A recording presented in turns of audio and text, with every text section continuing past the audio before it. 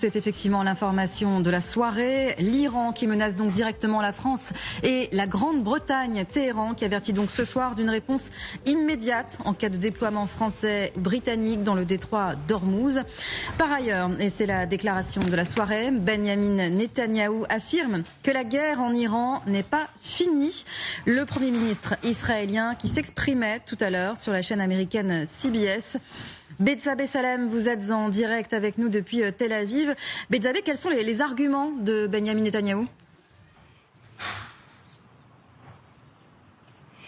Oui, tout à fait. Alors, l'argument principal pour Benyamin Netanyahou, c'est que Donald Trump, le président américain, est d'accord avec lui. À en croire ses propos, je cite Benyamin Netanyahou, il faut intervenir et récupérer donc ce stock d'uranium enrichi. Vous savez, c'est 440 kilos d'uranium enrichi à 60% qui, en quelques mois, pourrait très bien devenir une dizaine d'armes nucléaires. Et il ajoute, le président m'a dit, je veux y aller. Alors, on souligne en Israël que, cette opération qui consisterait pour les armées américaines et israéliennes à aller récupérer cet uranium de force est une opération qui serait extrêmement complexe.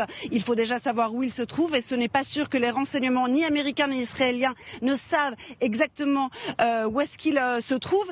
Mais finalement en Israël, on est convaincu ici que l'Iran en tout cas ne s'en séparera que par la force et donc certainement Israël tente de faire pression sur les Américains pour qu'une mission soit mise en place afin d'aller extraire de force cet uranium enrichi.